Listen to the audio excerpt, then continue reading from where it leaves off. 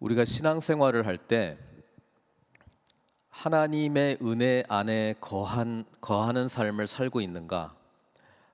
정말 하나님이 기뻐하시는 삶을 살고 있는가? 우리는 그것을 늘 진단해야 된다라고 하는 것입니다. 교육이라고 하는 것이 변화라고 간단하게 말할 수 있는데요. 평가의 기준이 없다 그러면은 우리는 평가의 기준이 없다 그러면은 우리는 제대로 지금 변화가 되고 있는지를 알 수가 없다라고 하는 것이죠. 하나님과의 관계에서도 마찬가지입니다.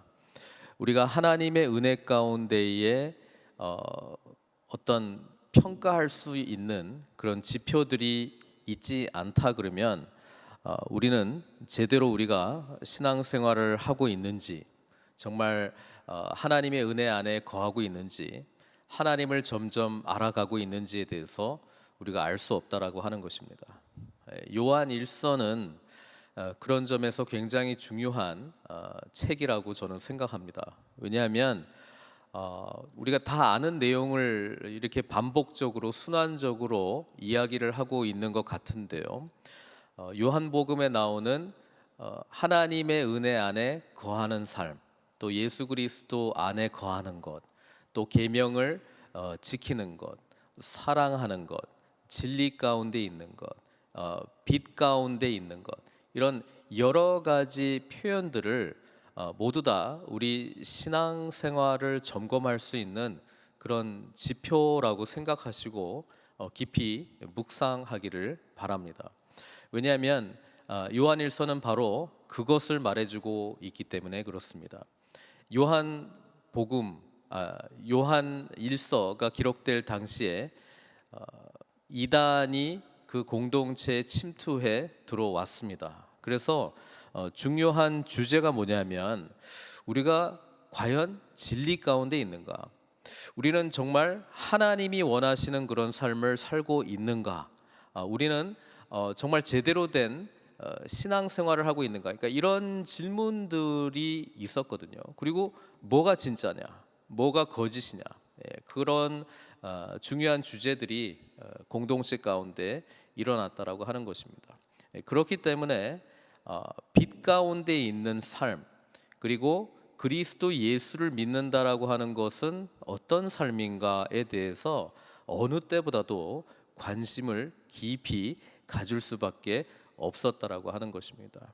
특별히 영지주의가 판을 치고 있었습니다. 어제도 잠깐 말씀드렸습니다마는 영적인 것은 선하고 이 물질 세계는 악하다라고 하는 이 생각이 여러 가지 신앙생활의 모습으로 이렇게 나타나게 되는데, 그 중에 하나가 뭐냐면은 윤리 도덕적인 삶은 별로 의미가 없다는 거예요. 왜냐하면 육체를 입고 있는 이 세상이 악하기 때문에 별로 중요하지 않다는 거예요. 그러니까 이것이 어떤 생각으로 연결이 되냐면은 그냥 우리 그냥 육체라고 하는 것은 어차피 썩어 없어질 거니까, 그리고 궁극적으로 우리가 해방된다는 것, 정말 영적으로 정말 깊이 하나님과 교제하게 된다는 것은 어떤 특별한 지식, 그노시스죠. 그 지식, 알을 통해서 우리가 어떤 영적인 단계에 이르는 것이기 때문에 이 육체와 관련된 거는 별로 중요하지 않다. 그러다 보니까 윤리 도덕적인 삶을 살아가는 것이 좀 등한시되는 거예요. 그러니까 특별하게 어떤 지식을 공유하고 있는 그런 집단, 그 안에 들어가는 것이 더 중요했다라고 하는 것이죠. 이런 좀 생각이 있었고, 그러다 보니까 기독교 윤리의 핵심 중에 핵심이 뭡니까? 사랑이거든요. 그러니까 이 사랑, 공동체 안에서의 사랑을 하지 않는 모습으로 나타나기 시작했다라고 하는 것입니다.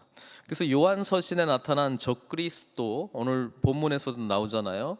이 미혹의 영에 빠져 있는, 그리고 하나님에 속하지 않는, 그리고 적그리스도의 영을 가지고 있는 자들의 특징들이 뭐냐면 사랑을 행하지 않는다는 거예요. 왜냐하면 윤리적으로 사는 것이 별로 중요하지 않기 때문에, 육체를 입고 우리가 서로 관계를 맺고 뭐 그런 것이 중요하지 않기 때문에. 그 다음에 오늘 본문에서도 나왔는데요, 그리스도의 인성을 부인합니다. 그 2절에 나오잖아요. 너희가 하나님의 영을 알지니 예수 그리스도께서 육체로 오시는 것을 시인하는 영마다 하나님께 속한 것이요. 그러니까 성육신을 믿질 않는 거예요. 그러니까 우리가 기독교 교리에서 굉장히 중요한 신학이 뭐냐면, 예수님은 완전한 인간이시고 그리고 완전한 하나님이시다. 그러니까 이것을 온전히 고백을 해야 되는데, 이 영적인 것은 선하고 육적인 것은 악하다라고 하는 이런 잘못된 생각이 들어오니까, 그럼 예수님에 대해서 설명을 해야 될 거 아니에요. 성육신 하셨다?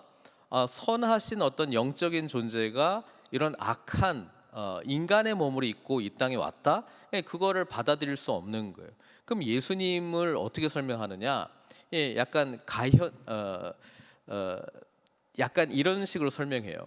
그러니까 보이기는 인간의 몸을 입은 사람으로 보이는데 실제로는 그게 아니라는 거예요. 영적인 존재, 처음부터 영적인 존재고 마지막까지도 영적인 존재였다. 이렇게 이제 해석을 하든지, 아니면 또 다른 부류는 이거예요. 예수라고 하는 사람이 있었다는 거예요. 근데 세례 받을 때에 그리스도가 됐다는 거예요. 예. 하늘이 열리고, 우리 돌아오는 주일날 제가 이 본문 설교할 건데요. 하늘이 열리고 성령이 비둘기의 모양으로 내려왔을 때 그때 그리스도가 됐다는 거예요. 그러니까 예수라고 하는 사람이 있었고 그리스도라고 하는 영적 존재가 있었는데, 세례 사건 때 예수 그리스도가 됐다가 십자가에서 죽으실 때에 그때 그리스도는 이제 그 육체로부터 분리되어서 이제 영적인 존재가 된 것으로 그렇게 이제 이해를 하고 있는 거예요.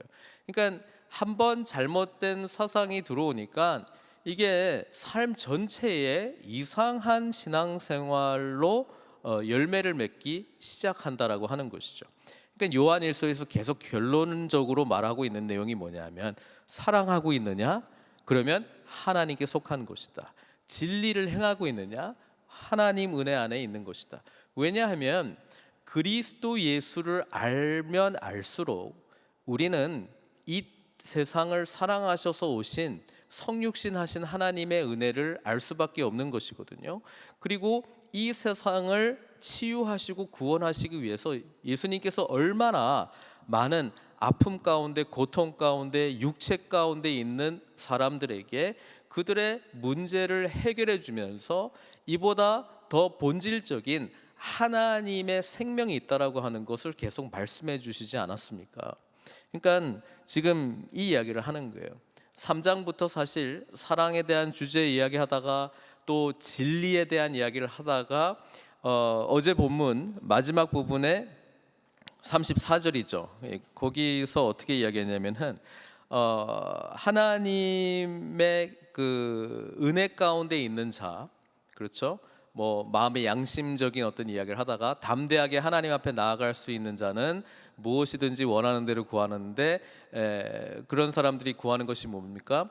하나님의 계명을 지키는 것, 그리고 하나님의 은혜 안에서 기뻐하는 것, 뭐 이거 이야기를 하다가 계명이 뭐냐? 처음부터 예수 그리스도께서 주신 말씀이었다라고 하는 것이고, 그게 뭐예요? 서로 사랑하라라고 하는 내용이거든요.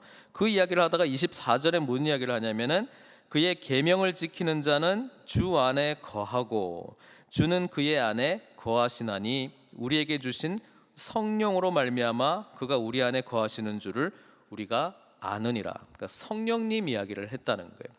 성령님을 통해서 우리가 그분 안에 있다는 것, 그분이 우리 안에 있다라고 하는 것을 알 수 있다는 것입니다. 그래서 성령님 이야기를 하다가 지금 오늘 본문에서는 이 성령이 아닌 다른 미혹의 영, 거짓의 영, 적 그리스도의 영에 대해서 지금 설명을 하고 있는 것입니다. 그러면서 분별하라는 거예요. 1절에 사랑하는 자들아 영을 다 믿지 말고 오직 영들이 하나님께 속하였나 분별하라. 많은 거짓 선지자가 세상에 났음이라. 그러면서 요한일서의 특징이 뭐냐면 아주 그 극명한, 너무나도 분명한 대조를 이루고 있거든요. 그래서 1절부터 6절까지가 크게 딱 나눠집니다. 첫 번째는 뭐냐면 하나님께 속한 자가 어떤 사람들이냐, 어떤 특징들을 가지고 있느냐가 쫙 나열되고요. 그 다음에 하나님께 속하지 않는 자, 하나님께 속하지 않는 자는 어디에 속한 거겠어요? 세상에 속한 자라고 하는 것입니다. 그래서 1절에 보면은 거짓 선지자는 뭐예요? 하나님께 속하지 않는 자, 그러니까 거짓을 말할 거잖아요. 거짓의 반대는 진리겠죠. 그러니까 참 선지자는 진리를 이야기하게 될 거고, 그 다음에 2절 보시면 하나님께 속한 자는 하나님의 영을 안다는 것입니다. 하나님의 영, 성령님이시죠. 그리고 하나님께 속하지 않는 자는 그리스도와 반대되는 적 그리스도의 영을 소유하고 있다라고 하는 것입니다. 그리고 아까 이제 교리적인 내용에서는 특별히 성육신 사건을 믿지 않는다라고 이야기를 합니다. 그래서 예수 그리스도께서 육체로 오신 것을 시인하는 자는 어디에 속했다고요? 하나님께 속해 있고 진리 가운데 있다는 것입니다. 그래서 우리가 신앙생활을 할 때 바른 교리를 잘 알고 있느냐, 그것도 굉장히 중요한 내용이라고 하는 것입니다. 그리고 하나님께 속하지 않는 자는 일부러 이렇게 적은 거예요. 예수를 시인하지 않는 자. 왜냐하면은 예수라고 하는 사람이 따로 있고 그리스도라고 하는 영적 존재가 따로 있다라고 하는 그런 생각이 있었기 때문에 여기서는 확실하게 예수 그리스도, 그 다음에 하나님께 속하지 않는 자는 뭐예요? 예수님을 시인하지 않는다는 거예요. 육체로 오신 그 하나님을 시인하지 않는다라고 하는 것입니다. 그리고 하나님께 속한 자는 4절에 보니까 우리는 늘 승리합니다. 여러분, 이것이 얼마나 우리에게 소망이 되는 줄 모릅니다. 지금 세상과 우리의 관계는 예수 그리스도를 믿음과 동시에 원수 관계가 되는 것이거든요. 그래서 세상이 우리를 미워합니다. 요한일서에서도 그렇게 강조하고 있지 않습니까? 그럴 때에 우리는 공격을 받는다라고 하는 의미인데, 지금 4절 말씀에 자녀들아 너희는 하나님께 속하였고 또 그들을 이기었나니, 과거형으로 돼 있잖아요. 우리는 이미 이긴 자입니다. 왜? 우리가 능력이 있어서가 아니고요, 너희 안에 계신 이가 세상에 있는 자보다 크심이라. 그러니까 우리는 두려워할 필요가 없는 거예요. 예수 그리스도께서 우리 안에 계시고 우리가 또 그분 안에 있다라고 하는 것이 너무나도 분명한 나의 실존적인 현재로 우리가 인식하고 믿는다면 우리는 두려워하지 않는다는 것입니다. 그렇죠? 그래서 신앙생활의 키는 항상 이거예요. 그리스도 안에 있는가? 내 안에 그리스도께서 주인으로 계시는가? 나는 그분과 인격적인 만남을 더 지속적으로 하고 있는가? 그분과 깊이 교제하고 있는가? 그분의 마음과 그분의 뜻을 내가 헤아리고 있는가? 그분의 다스림 아래서 내가 나아가고 있는가? 이것이 늘 핵심이라고 하는 이야기입니다. 그러면 하나님께 속하지 않는 자, 세상에 속한 자들은 뭐예요? 그들은 이기는 자들이 아니고 멸망하는 자들이라고 하는 것이죠. 그리고 5절 말씀에 보면 이렇게 돼 있죠. 그들은 세상에 속한 고로, 하나님께 속하지 않는 자, 또 거짓 선지자들의 말을 듣는 자들, 적 그리스도의 영이 있는 자들은 세상에 속했기 때문에 누구 말을 듣겠어요? 세상에 속한 말을 함에 세상이 그들의 말을 듣느니라. 세상에 속한 말이 뭐겠습니까? 하나님의 진리의 말씀과 반대되는 이야기겠죠. 그렇죠. 우리는 하나님이 우리와 함께 하신다라고 하는 것을 믿고, 하나님의 주권하심을 믿고, 하나님께서 세상을 창조하셨고 또 새로운 창조를 향해서 간다는 것을 믿고, 그것을 믿고 우리가 오늘을 살고 내일을 사는 것 아닙니까? 근데 세상에 속한 자는 뭐예요? 내가 주인이 되고 또 세상의 공중의 권세 잡은 자가 주인이 되고 세상의 풍조대로 우리의 마음이 원하는 대로 살아가는 그런 사람들 아닙니까? 그러니까 이런 사람들은 세상에 귀를 기울이면서 살아간다라고 하고 그들의 말을 듣는다라고 하는 것입니다. 그러니까 이거죠. 우리는 지금 누구의 말을 듣는가? 나는 어떤 이야기에 영향을 받는가? 어떤 말에 나는 나의 판단 기준을 세우고 있는가? 요한 1서는 분명합니다.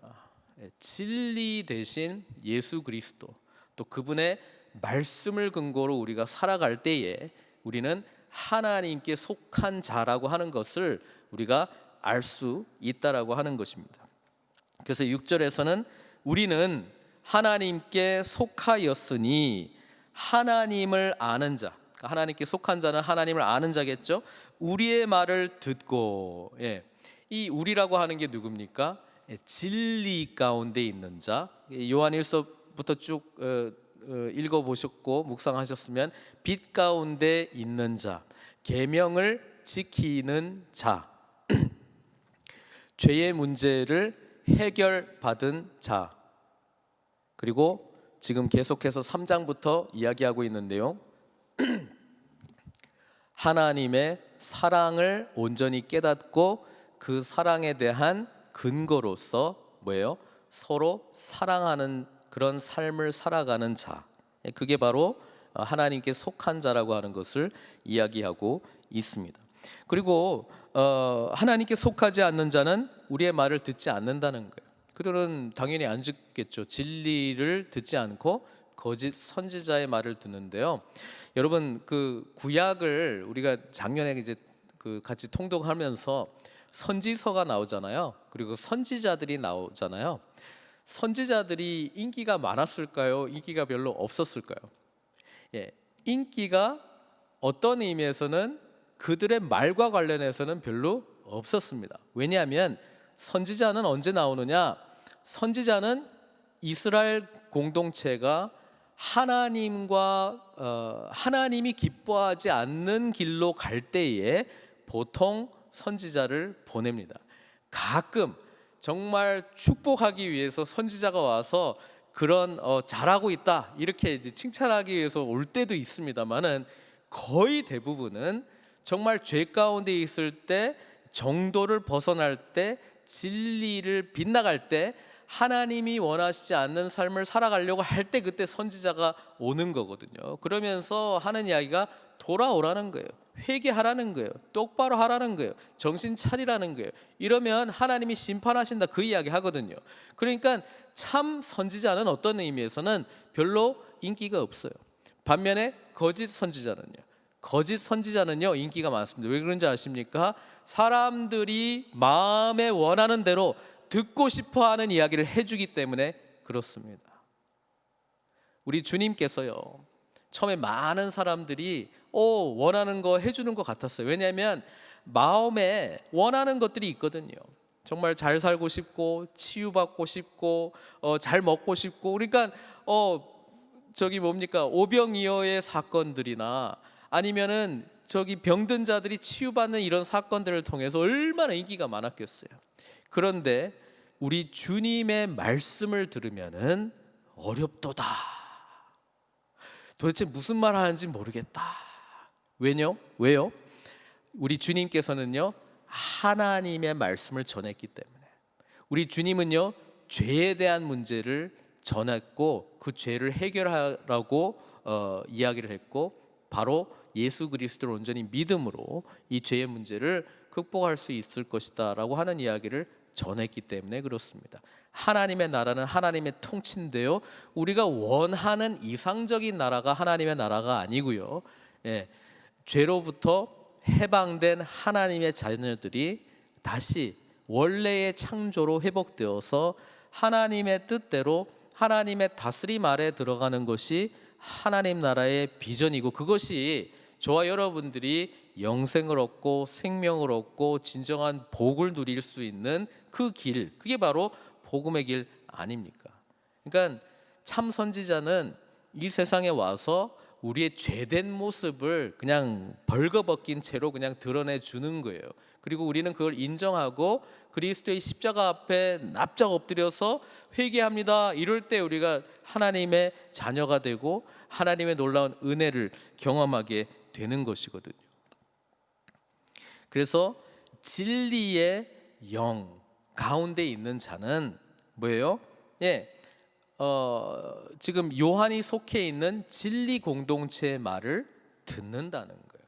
그리고 여기에 속해 있지 않는 자는 뭐예요? 이 말이 안 들어온다는 거예요. 세상 말이 좋고요. 지금 내가 통치하기 위해서 유익이 되는 말들, 나의 욕망을 성취하기 위해서 도움이 되는 그런 것들이 나한테 혹 이렇게 미혹이 되어서 관심 있는 것이지, 하나님의 다스림, 주님의 뜻, 하나님이 기뻐하시는 것, 이거는 먼 나라 딴 나라 이야기라고 하는 것입니다. 너무나도 당연한 이야기죠.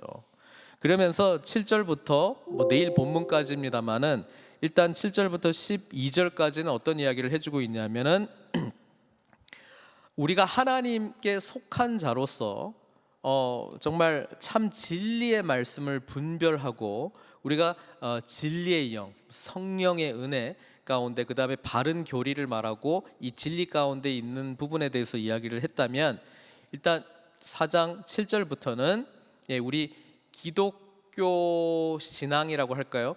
이 기독교 신학의 가장 그 실천적인 내용인 사랑에 대한 이야기를 해주고 있습니다. 요한일서는 지금 4장 부분에서는 특별히 서로 사랑해야 될 것에 대한 여러 가지 이야기를 해주고 있습니다.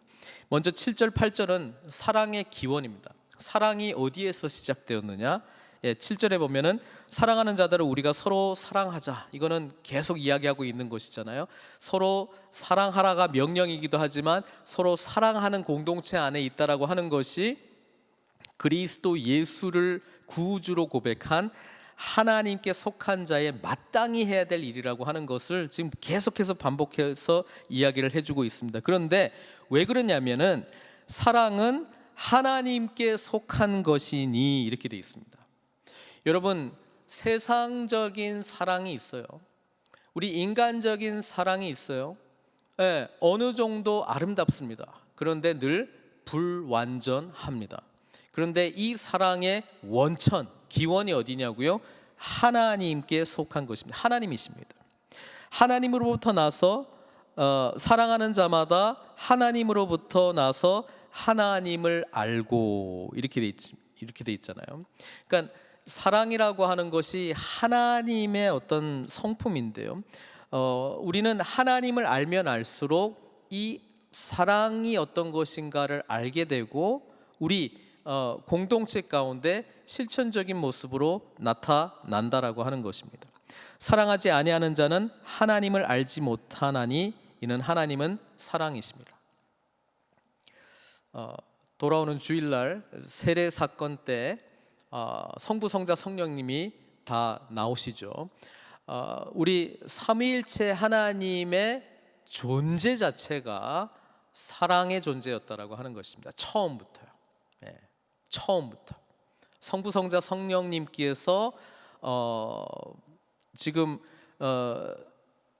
놀라운 하나됨을 이루었고요. 그 하나됨 안에는 엄청난 사랑의 본질이 있었다라고 하는 것입니다. 그래서 우리 하나님께 속한 저희들에게도 하나님께서는 이 사랑을 공유하시기를 원하고 우리가 공동체 가운데 이것을 누리기를 원하십니다. 이게 요한복음을 읽어보면은요, 주님께서 궁극적으로 우리에게 원하셨던 거예요. 이게 요한복음 17장에 보면은 예수님께서 이제 조금 후면은 십자가에서 못 박혀 죽으실 거거든요. 근데 제자들을 위해서 기도하면서 이렇게 기도하셨습니다. 제가 그 기도를 좀 보려고 하는데요. 요한복음 17장 21절에서 23절 말씀입니다. 우리 주님께서 이렇게 기도하십니다. 아버지여, 아버지께서 내 안에 내가 아버지 안에 있는 것 같이. 이게 삼위일체 하나님, 성부, 성자, 성령 하나님께서 내가 너 안에 너가 내 안에 이렇게 존재론적으로 하나이기도 하고 이것이 사랑의 어떤 본질이거든요.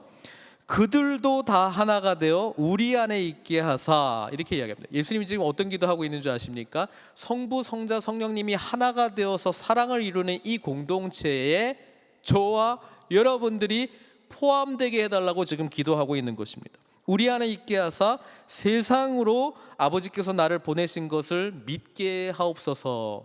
이런 공동체는 세상에 존재할 수 없는 공동체입니다. 왜냐하면 하나님께 속하지 않는 자는 이런 사랑의 본질을 알 수도 없고 사랑의 본질대로 살아갈 수 있는 능력도 없기 때문에 그렇습니다. 그래서 아버지께서 나를 보내신 것을 믿게 하옵소서. 그러면서 뭐라고 이야기합니까? 내게 주신 영광을 내가 그들에게도 주었사오니 이는 우리가 하나가 된 것 같이 그들도 하나가 되게 하려 함이니라. 23절 곧 내가 그들 안에 있고 아버지께서 내 안에 계시어 그들로 온전함을 이루어 하나가 되게 하려 함은 아버지께서 나를 보내신 것과 또 나를 사랑하심, 그러니까 이 하나됨과 사랑하심과 연결되어 있잖아요. 같이 그들도 사랑하시는 것을 세상으로 알게 하려 함이로소이다. 이렇게 이야기합니다. 그러니까 하나님의 본질로서의 사랑의 존재에 저와 여러분들이 포함되게 해달라고 주님께서 기도하고 있고요. 이런 하나됨과 사랑의 공동체를 통해서 뭐예요? 세상이 알게 될 것이라는 겁니다. 하나님이 정말 계시다는 것. 저는 이 본문을 다시 한번 보면서 요한일서와 연결하면서요, 왜 요한이 서로 사랑하라라고 하는 것을 강조하고 있고 이것이 어떻게 영생과 연결이 돼 있고 이것이 어떻게 진리의 영과 연결돼 있지, 이 모든 것이 이렇게 종합적으로 쫙 모이고 있는 것이더라고요. 사랑하는 성도 여러분, 우리가 진정으로 성부, 성자, 성령께서 누리고 있는 이 일치됨과 사랑의 은혜를 저와 여러분들도 예수 그리스도의 은혜로 지금 포함되어 있는 존재라고 한다는 것이 정말 깨달아진다 그러면 우리는 교회 공동체 가운데 이 공동체를 이루고 누리기 위한 간절한 소망이 있어야 됩니다. 이 간절한 소망을 통해서 뭐예요? 우리 안에 살아계신 하나님이 나타나게 될 것이라는 것입니다. 이 사랑의 본질적인 존재로서의 하나님이 우리 가운데 어떻게 나타나셨습니까? 9절이죠. 하나님의 사랑이 우리에게 이렇게 나타난 바 되었으니, 저와 여러분들이 지금 은혜라고 하는 단어를 이야기를 하고 막 이야기할 수 있는 것은요, 바로 이 사건 때문이죠. 하나님이 자기의 독생자를 세상에 보내심은 그로 말미암아 우리를 살리려 하심이라. 하나님의 사랑이 여기에 있으니 우리가 하나님을 사랑한 것이 아니요 하나님이 우리를 사랑하사 우리 죄를 속하기 위하여 화목제물로 그 아들을 보내셨음이라. 지금 어제 본문에서도 한 번 더 이야기했고요, 지금 또 이야기를 하고 있습니다. 사도 요한이 저 여러분들에게 계속 강조하고 있는 게 뭐냐면, 하나님은 사랑이신데 그 사랑이 우리에게 나타나졌다는 거예요. 우리는 봤다는 거예요. 우리는 맛을 봤다는 거예요. 우리는 경험했다는 거예요. 그것을 누구를 통해서? 예수 그리스도의 대속적 죽음을 통해서, 십자가의 은혜를 통해서 저와 여러분들이 이것을 경험했다라고 하는 것입니다. 이것이 사랑의 본질이라고 하는 것입니다. 이게 굉장히 중요합니다. 왜냐하면요, 이 사랑의 본질적인 사건을 근거로 해서 우리는 진짜 제대로 된 사랑을 할 수 있기 때문에 그렇습니다. 이 예수 그리스도께서 우리를 위해서 화목제물이 되셨다라고 하는 것, 대속적 죽음을 죽으셨다라고 하는 것, 이것이 엄청난 하나님 아버지의 은혜와 사랑이었다라고 하는 것이 경험되어지고 깨달아질 때에 우리는 성부, 성자, 성령님의 놀라운 사랑의 하나됨의 그 은혜를 조금이라도 알 수 있는 거예요. 이걸 통해서 하나님께서 우리에게 보여주셨기 때문에, 그리고 이것을 근거로 서로 사랑할 수 있는 것입니다. 이게 왜 중요하냐면요, 지금 9절 10절에서 나와 있는 이 은혜에 근거한 사랑이 아니면요, 우리는 정말 좋은, 지금도 좋아요, 인간적인 사랑으로 서로 사랑하려고 합니다. 이게 나쁜 거는 아니에요. 그런데요, 인간적인 사랑은 항상 무언가가 부족합니다. 사랑을 하긴 하는데요, 내 방식대로의 사랑을 하고요, 사랑을 하면서 그렇게 생각은 안 할 거지만 뭔가 이 사랑에 대한 어떤 반응들을 또 원할 때도 있습니다. 그래서 때로는 내가 얼마나 사랑했는데 섭섭하기도 하고요. 예, 나는 이렇게 했는데 왜 이렇게 오해를 하고 그러지? 사랑 때문에 상처를 받기도 하고요. 이런 일들이 막 나타납니다. 왜 그러냐면 하나님의 사랑에 기초해서 한 사랑이라기보단 우리가 알고 있고 우리가 경험한 인간적인 사랑의 최대치로 사랑하려고 하기 때문에 그렇습니다. 사도 요한은요, 서로 사랑하라라고 하는 이 메시지를 강력하게 전하면서 계속 이 사랑의 본질은 하나님께 있다라고 하는 것을 이야기해주고 있습니다. 그리고 이 사랑이 나타났다고 이야기하면서요, 저와 여러분들에게 그래서 11절에 이것을 요구하죠. 사랑하는 자들아, 하나님이 이같이 우리를 사랑하셨은즉 우리도 서로 사랑하는 것이 마땅하도다. 저는 이 서로 사랑이라고 하는 것이 정말 우리 2021년 우리 공동체 가운데 풍성하게 경험되기를 원합니다. 그런데 그렇게 하기 위해서요, 하나님의 은혜 가운데 깊이 나아가셔야 하고요, 진리 가운데 서서 하나님의 인도하심 속에서 하나님이 주신 능력으로 우리가 서로 사랑에 실천하는 모습이 풍성하게 이루어지기를 바랍니다. 그럴 때 우리는 우리 안에 하나님이 과연 살아계시구나를 경험하게 될 것입니다. 12절에 그런 이야기를 하죠. 어느 때나 하나님을 본 사람이 없으되 만일 우리가 서로 사랑하면 하나님이 우리 안에 거하시고 그의 사랑이 우리 안에 온전히 이루어지느니라. 아까 요한복음 17장에서 우리 주님의 기도와 같이 사랑 가운데 온전하여질 수 있었던 그 기도의 내용이 바로 뭐예요?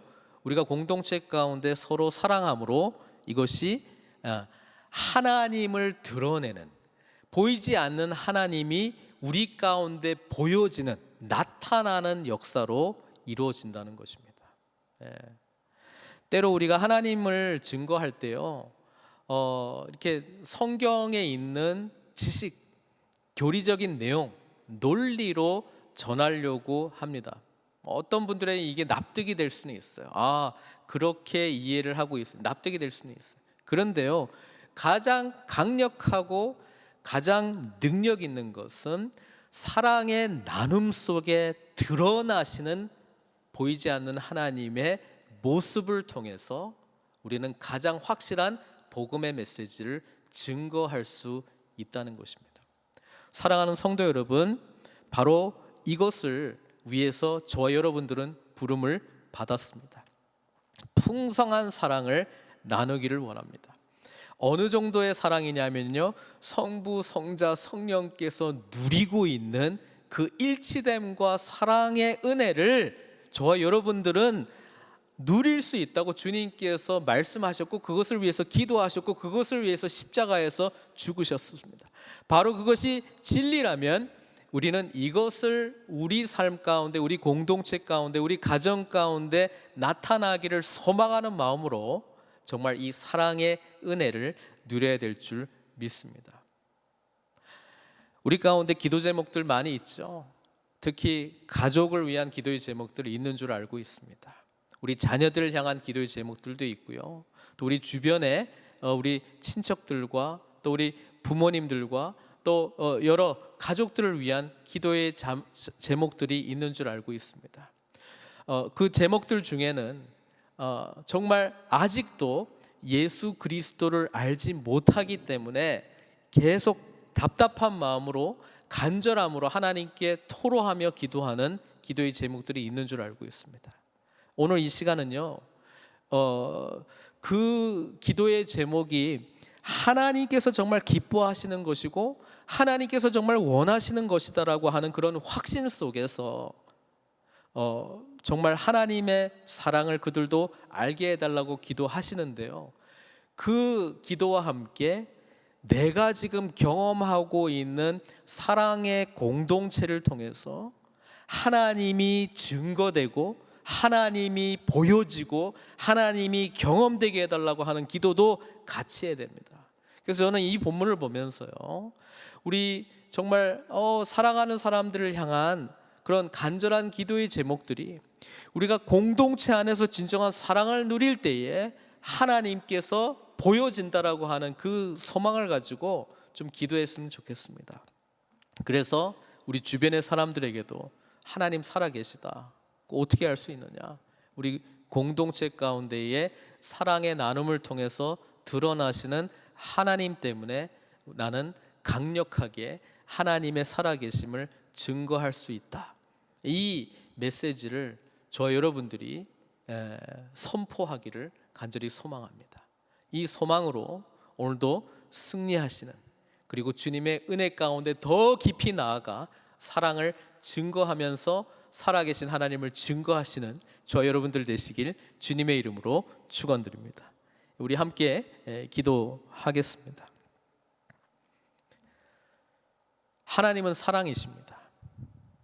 그리고 이 사랑의 하나님의 은혜를 저 여러분들은 누리고 있는데요, 오늘 이 시간은 특별히 이 하나님의 사랑이 필요한 자, 우리 개인일 수도 있죠.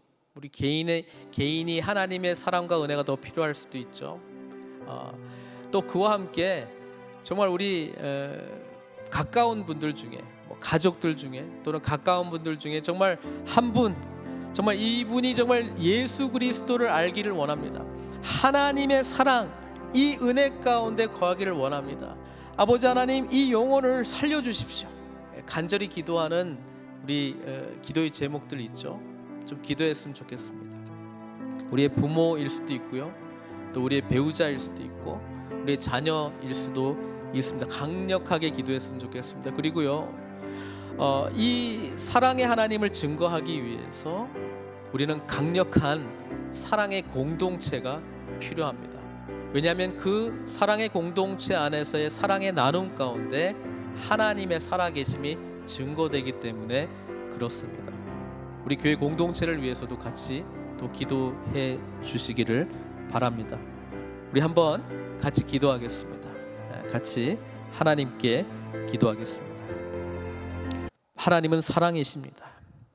그 사랑을 늘 누리는 저희들 되게 해주시고, 그 사랑에 힘입어 우리도 서로 사랑하며, 또 아직도 이 사랑을 알지 못하는 자들에게 하나님의 살아계심을 나타내 보일 수 있는 은혜를 허락하여 주시옵소서.